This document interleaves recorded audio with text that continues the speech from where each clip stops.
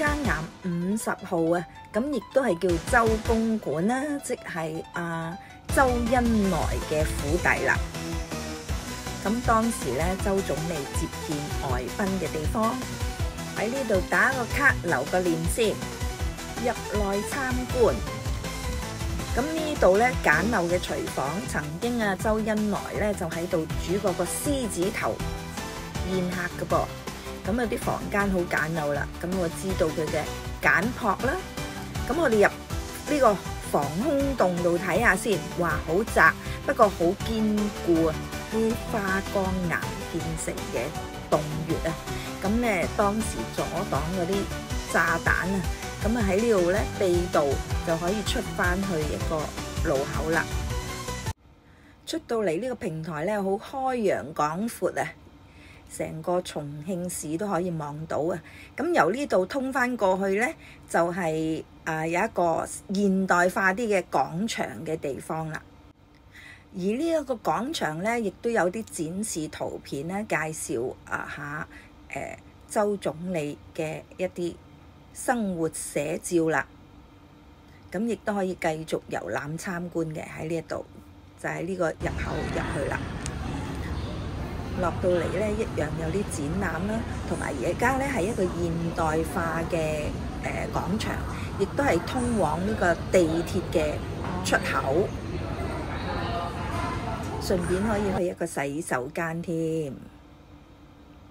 上嚟地面呢個就係曾家岩地鐵嘅出口啦。跟住我哋就去食飯啦，當然咧試下一個重慶火鍋啦。食飯之餘咧，亦都有一個四川嘅變面表演嘅。食飯地點咧就係呢一個位置啦。咁呢條街咧就叫做白象街啊。咁係好有一啲文化氣息嘅街道啊，好似穿越翻咧民初嗰個時代嘅感覺啊！呢條街一辣嘅霓虹燈招牌咧，又有啲似夜上海嘅 feel 喎。我諗呢度夜晚咧着晒燈咧都幾特別嘅，我又回到夜上海嘅感覺啊！想買重慶特色手信就入嚟呢一間店鋪買啦。下一站咧都係一條商業街啊，叫做18梯啊。咁由下邊咧一路沿住行上去咧，就會見到有啲古井嘅。咁我咧就冇行到咁高啦。咁喺呢一度期間咧就行下，有啲高低錯落、依山而建嘅房屋啦。咁咧會睇到呢個新舊交錯嘅特色。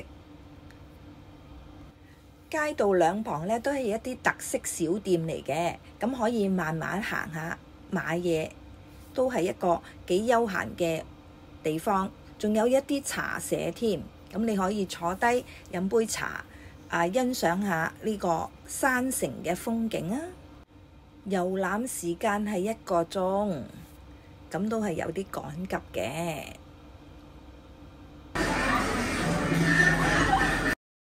呢間店鋪咧都幾有特色啊，好用心招來一啲顧客啊。仲有咧嗱，呢啲茶藝嘅裝置咧都好吸引喎，好文青風啊。咁佢簡簡單單咧就展示咗好多不同年代特色嘅茶壺啦。咁另一間陶瓷嘅店鋪咧，我又發現到好多好精美嘅陶瓷工具喎，哇！價錢亦都係價廉物美添啊，真係好想帶佢返屋企啊！另外呢一間銅藝嘅博物館咁樣嘅店鋪啊，咁亦都可以入到去參觀佢不同嘅銅製品啊！哇，價錢呢都不菲嘅噃，每一件呢都係精雕細琢，仲有一個設計師嘅名添㗎。咁個價錢呢當然唔少啦，不過作為欣賞下都唔錯嘅。咁大件買唔起呢，咁可以睇下啲細件嘅。咁佢都有好多細細件好精緻嘅銅製品嘅。咁可以入嚟呢，慢慢參觀啦。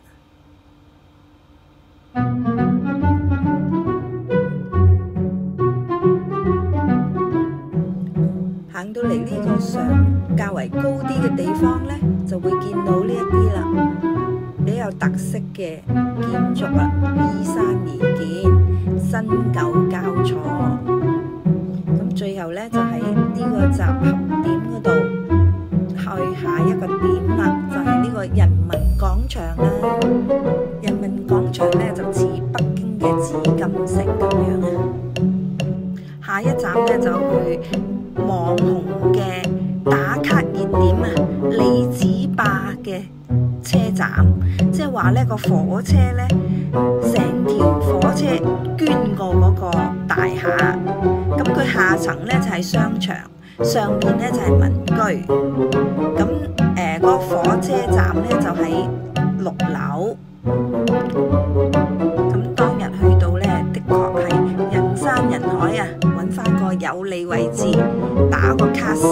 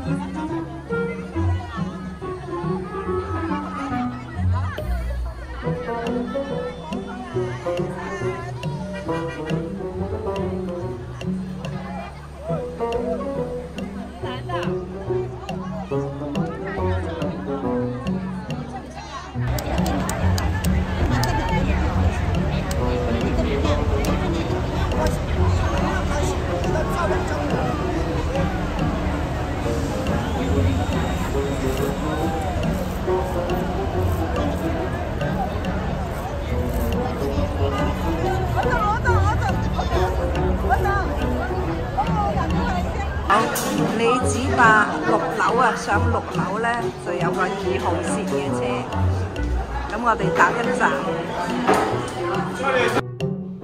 咁我哋由李子壩呢就搭幾個站去臨江門站啦。哇！睇翻呢度呢幾多人，人山人海啊！咁我哋體驗下搭呢個列車出翻去臨江站啦。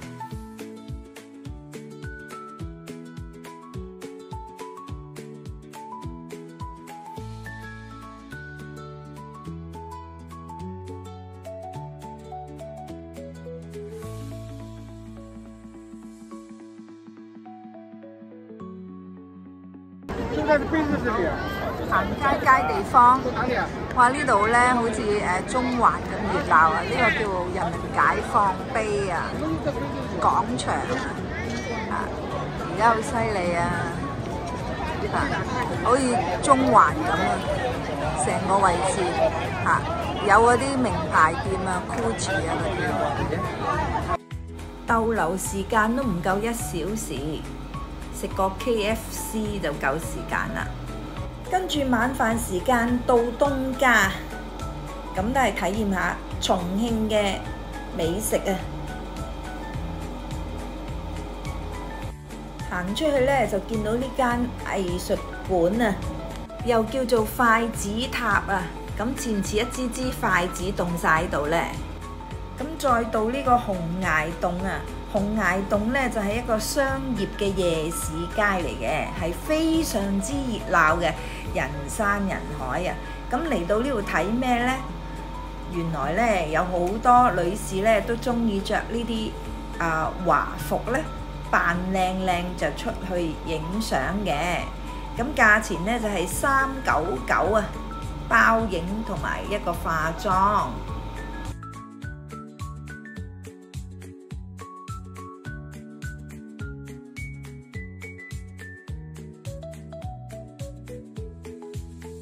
紅崖洞咧就主要就係睇佢嘅夜晚燈飾嘅。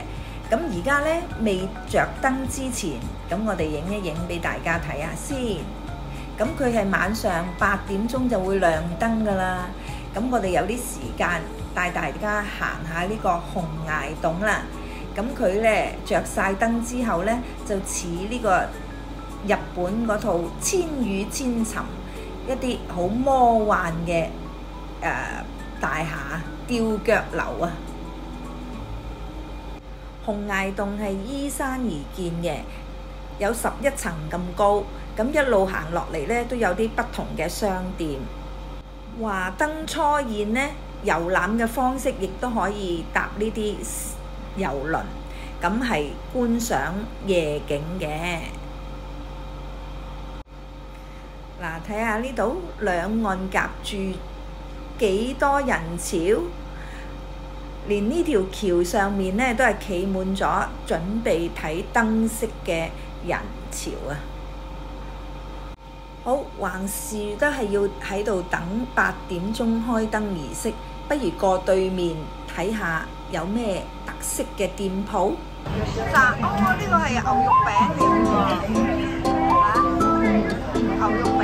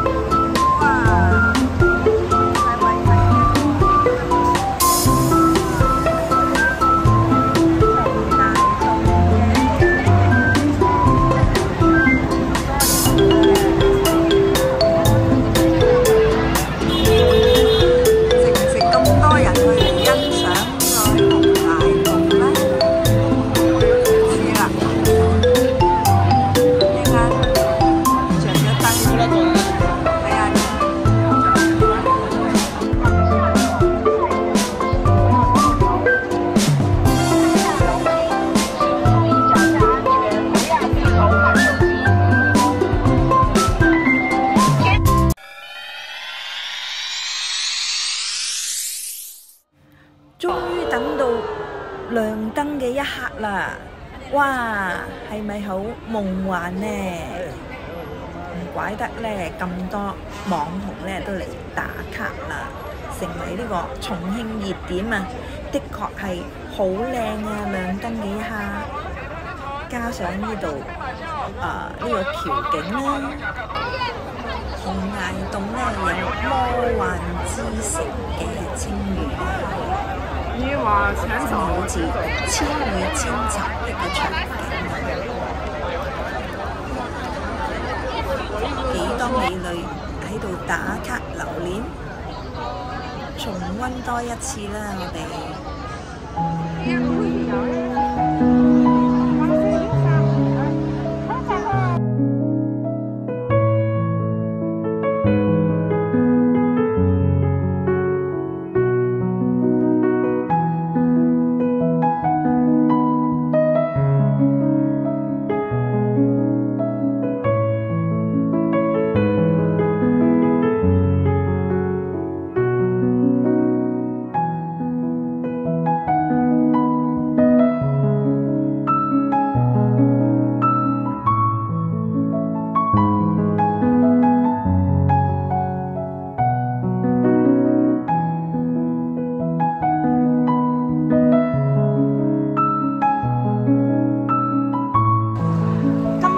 酒店啊，華美達酒店，好靚嘅大堂啊，不過又係匆匆忙忙咧，瞓幾個鐘嘅咋。好啦，上房間啦，我哋。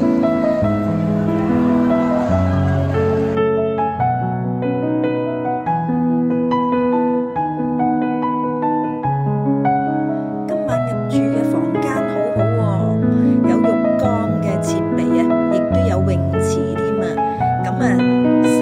毛巾啊，各樣咧都係達到5星標準啊！第日嘅早餐時間係好匆忙，就到返呢一個重慶嘅高鐵站，搭7個小時嘅高鐵返香港啦。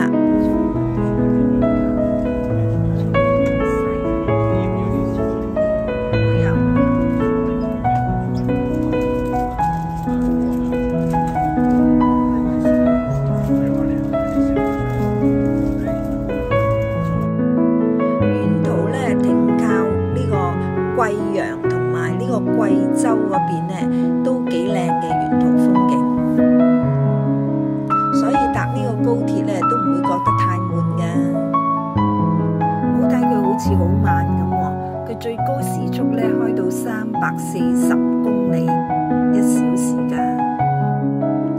一出到呢度廣東嘅省呢，就經已好快在望就返到香港㗎啦，尤其是呢由深圳北唔使10零分鐘咧，就經已到達香港。呢條鐵路咧真係好便利啊，亦都好舒服。咁我哋影片咧就到呢一度結束啦，旅程愉快。咁我哋下條片見啦，拜拜。唔好走住，仲有啲花絮啊，就係我哋嘅重慶長江索道嘅精華片段啊，咁補翻俾大家欣賞嘅。咁呢個重慶嘅1日遊呢，真係行程緊密㗎，咁亦都去勻晒所有重慶最重要嘅景點。咁希望大家鍾意我呢條片啦。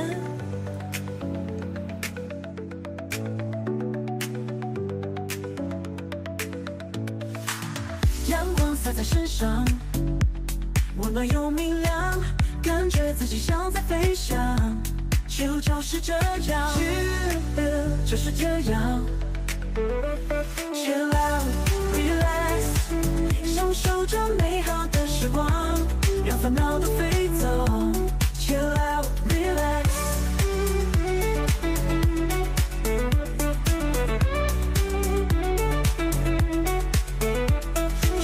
有太多的壓力，讓我們忘記了如何放鬆，但是只要我們停下腳步，就能感受到自由的力量。